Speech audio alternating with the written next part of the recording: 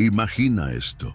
Un caserío olvidado en medio del desierto, paredes de tierra rajada, el viento arrastrando polvo y secretos que nadie se atreve a nombrar. Santa Soledad, un lugar donde las leyendas del viejo oeste no son solo cuentos junto al fuego, son advertencias. Esta historia, como tantas otras en este canal, está marcada por la presencia de aquello que nunca deja huellas claras, pero siempre deja cuerpos desaparecidos y gritos que nunca llegan a terminar. Una amenaza ancestral, silenciosa, imposible de detener, el hombre lobo. ¿Alguna vez te has preguntado qué ocurre cuando una criatura así decide interrumpir la brutalidad de los hombres con su propia forma de justicia? Porque lo que pasó aquella noche no fue una simple aparición, fue un acto de furia desatada, una sombra peluda y descomunal descendiendo de las colinas, justo cuando las armas apuntaban a una mujer inocente. María del Rosario, atada frente al paredón de tierra, los labios agrietados, la mirada ardiendo de rabia y desesperación, sabiendo que aquel sería su último aliento. Y cuando el capitán Ortega alzó la mano para dar la orden, lo que emergió de la oscuridad no fue un soldado ni un bandido, fue algo que no pertenecía a este mundo. Los hombres que sobrevivieron nunca hablaron de eso, por una razón. Hoy, Joaquín Murrieta, el hombre que ha recorrido más desiertos de lo que cualquier alma cuerda podría soportar, decide contarlo, porque algunos recuerdos, simplemente, no pueden quedarse enterrados. Prepárate, lo que vas a escuchar es una de esas historias de terror, una de esas leyendas del viejo oeste que arranca la piel de la memoria y deja solo miedo. Bienvenido al canal Los Pesadillos de Murrieta, donde las leyendas malditas del desierto y las sombras que nadie se atrevió a nombrar vuelven a respirar. Si estas historias te estremecen, suscríbete y únete a nuestra cuadrilla maldita. Sin más demora, vamos directo al punto. La neblina caía espesa sobre el caserío de San Miguel, como si el propio desierto intentara esconder lo que estaba a punto de ocurrir. La tierra, reseca y agrietada, parecía contener el aliento, como si recordara los pasos de algo que ya había pasado por allí, algo que nunca debió regresar. De entre la bruma, una figura emergió cabalgando con una determinación que helaba la sangre. Era Joaquín Murrieta. Su rostro parecía tallado en piedra, con la mirada fija en un punto que solo él podía ver. Las manos firmes sujetaban las riendas, y su viejo Winchester colgaba de su espalda, balanceándose como un aviso silencioso. Pero Murrieta no estaba solo. 12 hombres cabalgaban tras él, forajidos, exsoldados, cazadores de fronteras, cada uno con cicatrices más profundas que las que llevaban en la piel. Avanzaban como una cuadrilla maldita, como si cada uno de ellos estuviera huyendo de sus propios fantasmas o persiguiendo uno mucho peor. Los soldados que custodiaban la plaza apenas tuvieron tiempo de reaccionar. Algunos, al reconocer a Murrieta, soltaron sus rifles, paralizados por el miedo o el respeto. Otros, más impulsivos, intentaron alzar las armas, pero fue en vano. Una ráfaga de disparos rompió el silencio, seguida de gritos ahogados que se mezclaron con el polvo levantado por los caballos. La plaza se convirtió en un caos de ecos metálicos y respiraciones entrecortadas. Y entonces sucedió lo que ninguno de ellos esperaba. Desde entre las casas de adobe, allí donde la sombra era más densa y el aire parecía detenerse, emergió una silueta imposible, ojos amarillos, profundos y llenos de un brillo antinatural, garras largas, deformadas, capaces de desgarrar madera como si fuera papel. Su cuerpo, cubierto por un pelaje gris ceniza, se movía con la precisión de un depredador que había esperado demasiado tiempo por su presa, el hombre lobo. la maldición de la que solo se hablaba en susurros, en noches de tormenta, cuando el viento golpeaba las ventanas y los más viejos del pueblo recordaban desapariciones, huellas que terminaban de forma abrupta en mitad del campo, y aquel aullido lejano y profundo que parecía venir de todas partes y de ninguna a la vez. Murrieta detuvo su caballo en seco. No era la primera vez que sentía esa presencia. Desde aquella noche en la quebrada de La Llorona, algo lo acompañaba. Un recuerdo o tal vez una promesa de que lo peor aún estaba por venir. Los hombres que iban con él se quedaron petrificados. Nadie disparó. Nadie gritó. La criatura avanzó entre ellos como una sombra, viva, como si reconociera en Murrieta a un viejo conocido o a un testigo que debía recordar cada detalle de lo que estaba por suceder. El silencio del desierto lo envolvió todo, y en ese instante Joaquín supo que aquella noche no era una simple emboscada, era el inicio de algo mucho más oscuro, algo que las leyendas del viejo oeste apenas habían comenzado a contar.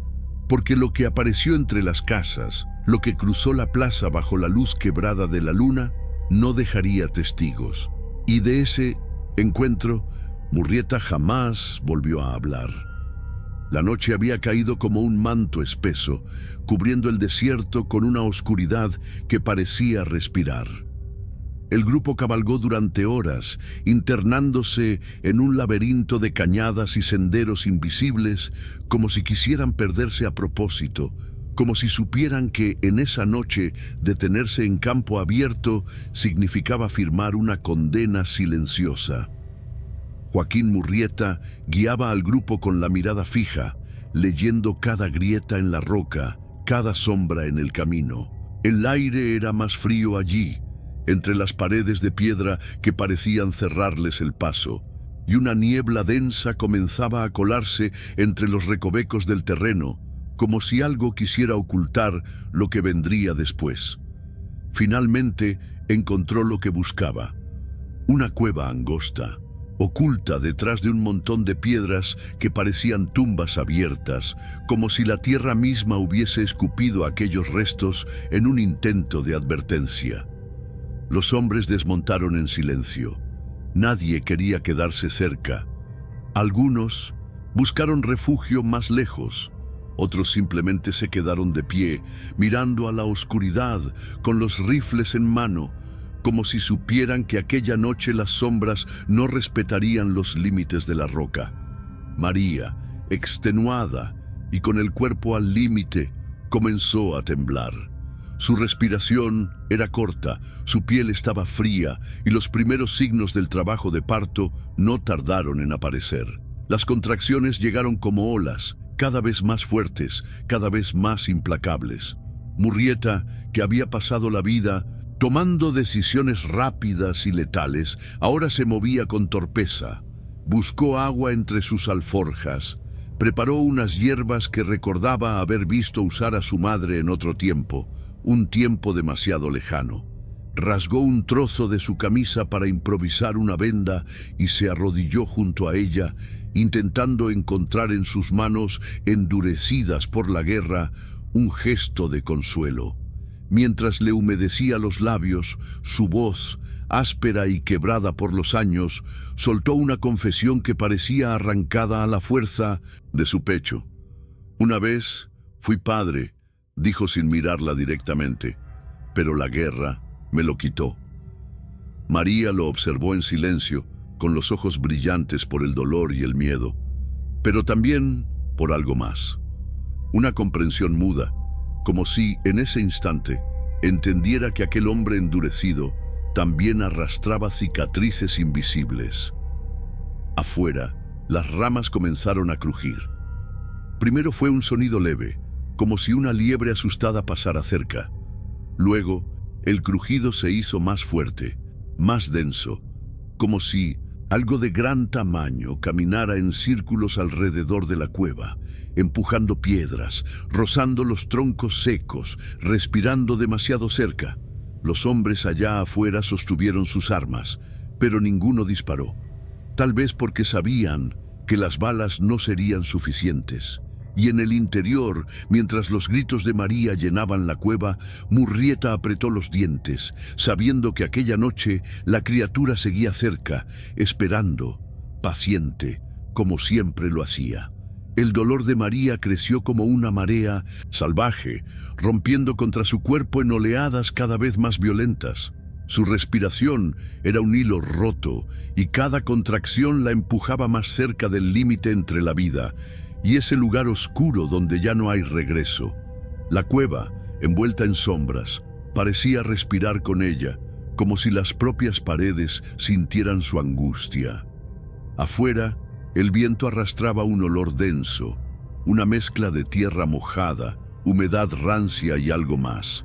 Algo que tenía el peso del hierro viejo y el eco de antiguos presagios. Entre las ráfagas, las ramas seguían crujiendo, pero ya no de forma aleatoria.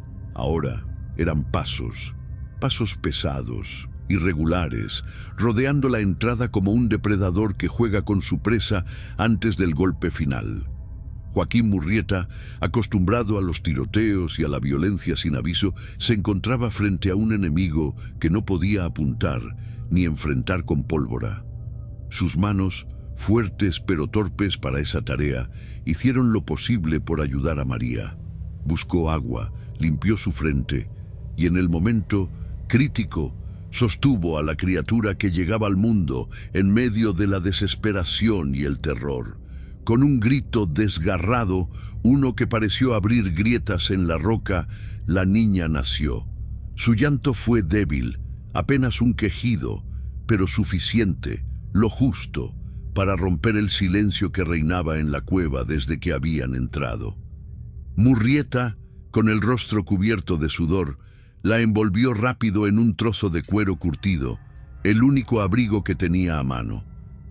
La sostuvo por unos segundos, observando aquella vida, diminuta, frágil, y por alguna razón que no supo explicar, sintió que aquel pequeño ser era más valioso que cualquier botín, más importante que cualquier victoria o derrota que hubiera vivido.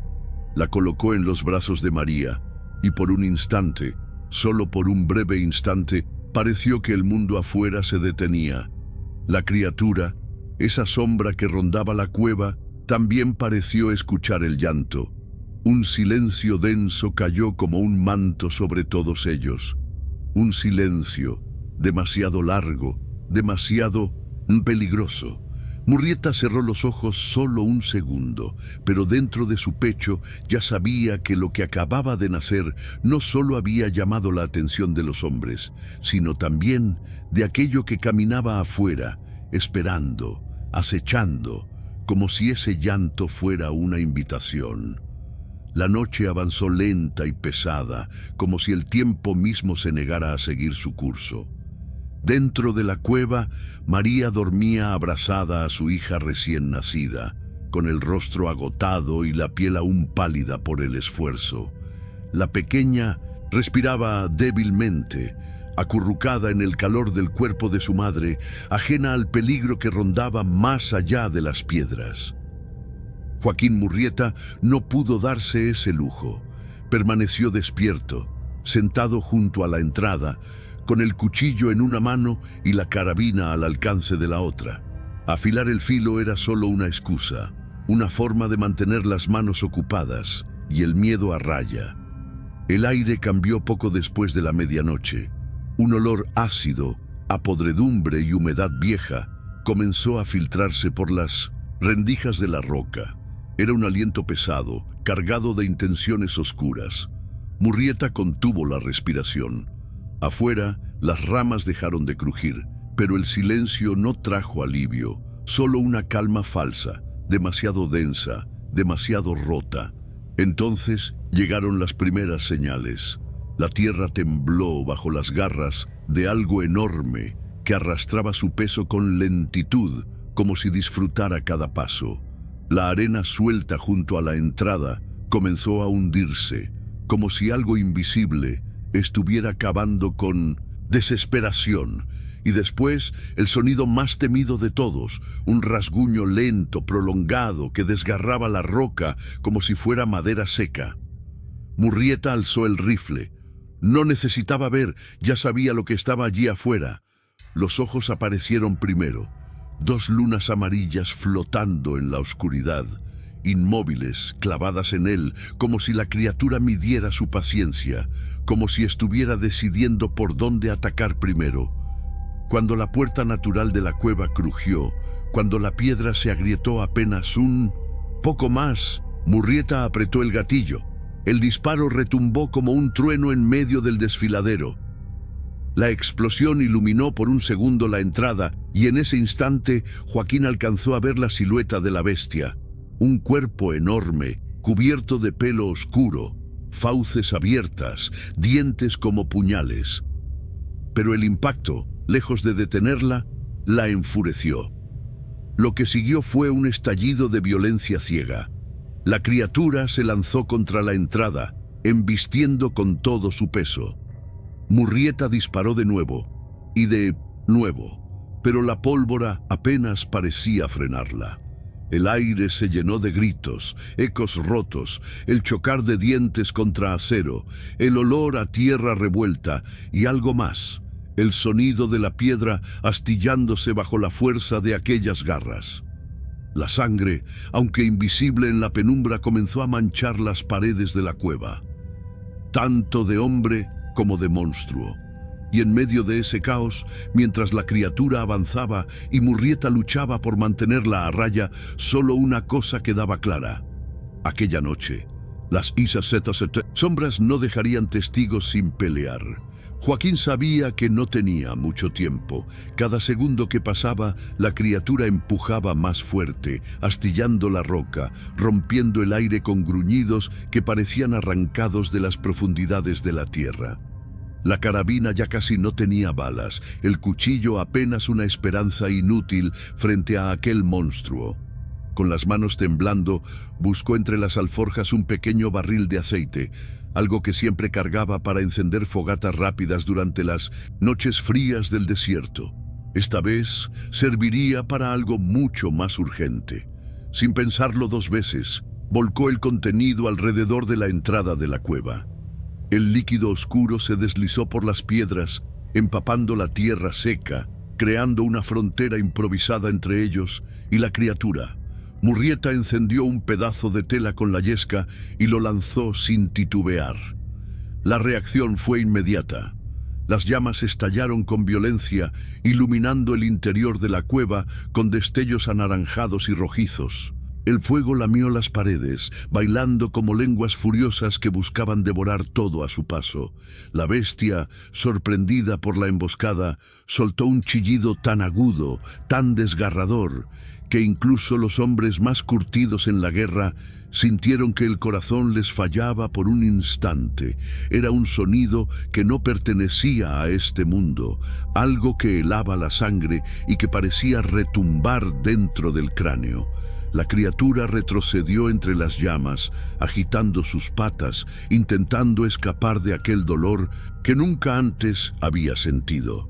Su pelaje comenzó a arder, su silueta, envuelta en fuego, se perdió entre el humo y las sombras de la noche. El aire se llenó de ceniza, la madera crujió, las piedras chisporrotearon, y poco a poco el rugido del fuego fue sustituyendo a cualquier otro sonido. Cuando todo terminó, cuando el amanecer comenzaba apenas a teñir el cielo de gris, solo quedaron restos calcinados cerca de la entrada. Pedazos irreconocibles, huesos ennegrecidos y un olor a carne quemada que tardaría días en desaparecer de aquel refugio de piedra. Murrieta, agotado y con las fuerzas agotadas, cayó de rodillas. Sus manos, manchadas de tierra y sudor, temblaban sin control. Desde su rincón, María apenas podía respirar, pero cuando se giró hacia su hija, la vio, aún aferrada a la vida, aún respirando. Y en ese instante, mientras el humo llenaba la cueva, Joaquín entendió que aquella niña había sobrevivido a su primera noche bajo la sombra de la bestia. El amanecer llegó lento, como si el propio sol dudara en asomarse sobre aquella parte olvidada del desierto. El humo aún flotaba en el aire, mezclándose con el polvo y el olor persistente de madera quemada. La entrada de la cueva seguía ennegrecida, marcada por las brasas que horas antes habían sido su única defensa contra aquello que nunca debería haber existido. Joaquín Murrieta, con las manos cansadas, pero incapaz de estarse quieto, tomó un trozo de madera reseca de entre los restos de la fogata. Con su cuchillo, comenzó a tallar, movimientos lentos, casi mecánicos, como si en cada corte intentara calmar la tensión que seguía ardiendo en su pecho. Mientras tanto, María sostenía a su hija entre los brazos, acunándola con un cuidado frágil, como si temiera que el aire mismo pudiera arrebatársela. Su piel seguía pálida, la respiración débil, pero estaba allí, viva, respirando contra todo pronóstico. Cuando Murrieta terminó su trabajo, se acercó a ella en silencio. Le extendió la figura tosca que había esculpido, un pequeño coyote de ojos puntiagudos y cuerpo encorvado, como esos que cruzan las noches del desierto sin que nadie los vea, pero que siempre están presentes, al acecho, sobreviviendo. María lo sostuvo entre sus dedos temblorosos. Sus labios, secos y agrietados, se movieron apenas, pero suficientes para pronunciar lo que llevaba en el corazón. La llamaré Esperanza. La palabra quedó suspendida en el aire, como un suspiro, como una promesa débil pero testaruda. Una palabra que luchaba por existir en medio de tanta oscuridad. Joaquín no respondió, solo asintió, bajando la mirada mientras limpiaba con cuidado el cañón de su rifle. La tela deslizándose sobre el metal era el único sonido que rompía el silencio de esa mañana. Sus ojos, cansados pero aún atentos, se perdieron en el horizonte, allí donde la línea entre la tierra y el cielo parecía temblar bajo el calor naciente. Sabía que aquella noche no solo habían enfrentado a soldados, ni a las leyes de hombres corruptos, habían desafiado algo mucho más antiguo, algo que seguiría rondando, algo que tarde o temprano volvería.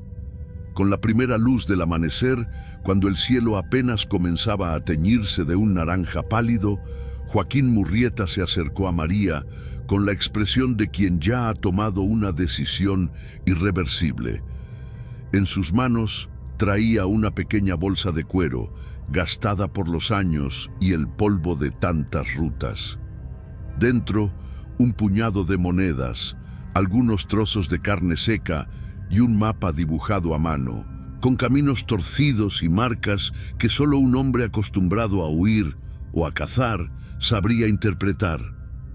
Se agachó junto a ella y con voz baja pero firme le indicó el rumbo. Sigue hacia el este, cruza el río, busca un pueblo que no tenga memoria. María lo miró sin entender del todo, pero no preguntó más.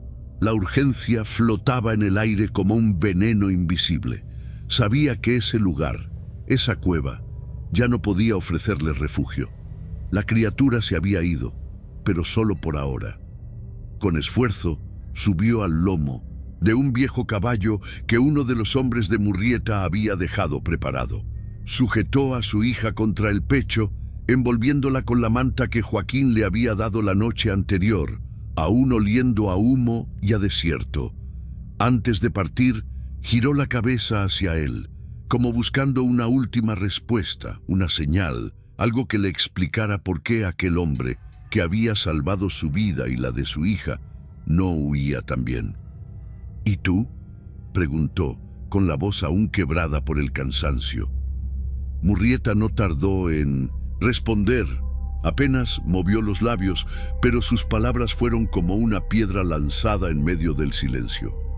Yo tengo cuentas pendientes con el infierno. María no dijo más. Solo asintió, como quien comprende que hay destinos que no pueden compartirse. Golpeó ligeramente los costados del caballo y se alejó, perdiéndose poco a poco entre el polvo del desierto, dejando atrás huellas que el viento no tardaría en borrar.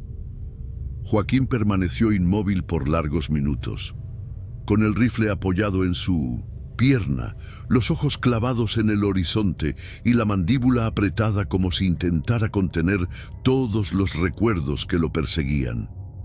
Sabía que esa noche volvería a escuchar el crujir de las ramas, el olor a tierra revuelta y el eco de un aullido que no pertenecía a este mundo, porque el desierto y las bestias que lo habitan no olvidan, y Murrieta tampoco.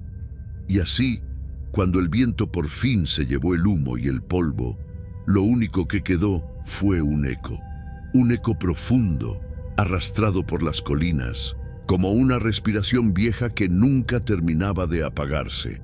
Joaquín Murrieta, con el rostro marcado por el cansancio y los ojos fijos en el horizonte, se levantó lentamente. Sacudió el polvo de su sombrero, ajustó la correa de su rifle y sin mirar atrás dio el primer paso hacia la oscuridad. Sabía que no podía quedarse, pero tampoco huir. No después de lo que había visto, no después de lo que había enfrentado, porque aquella noche, cuando el silencio regresó, el desierto volvió a respirar.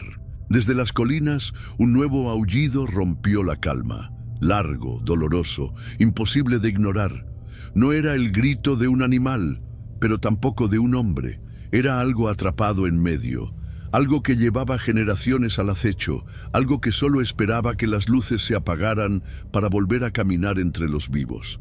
Las piedras seguían calientes por el fuego, las huellas en la arena, aún frescas, y no eran humanas. Algunos hombres del grupo de Murrieta intentaron convencer a los demás de que todo había sido una alucinación, el producto de la fatiga y el miedo. Pero en sus ojos, en la forma en que evitaban hablar del tema, quedaba claro que lo que vieron esa noche los había marcado para siempre. María, con su hija en brazos, siguió su camino hacia el este, pero cada vez que el viento soplaba desde el oeste, juraba escuchar el eco de un gruñido lejano, como si la criatura todavía la estuviera siguiendo, aún a kilómetros de distancia. Y Joaquín siguió cazando, vagando de pueblo en pueblo, siempre llegando tarde a las desapariciones, siempre encontrando restos de algo que no podía explicar, siempre con el rifle cargado y los sentidos en alerta, porque en el fondo sabía que el hombre lobo no había caído aquella noche. Las llamas solo lo alejaron, lo empujaron más adentro de las montañas, más profundo en las grietas del desierto, donde el sol apenas toca y donde las cosas que nunca deberían existir esperan. Nadie volvió a hablar de lo ocurrido en San Miguel. Nadie regresó a aquella cueva, y los pocos que cruzaron por esos caminos aprendieron a acelerar el paso, sobre todo cuando el aire cambiaba, cuando el polvo parecía girar sin razón y cuando el eco de un aullido invisible llenaba el cielo. Dicen que si te detienes en la colina justo antes de la quebrada y cierras los ojos, puedes sentirlo, cerca, demasiado cerca. ¿Conocías esta historia? ¿Qué habrías hecho tú si hubieras estado allí?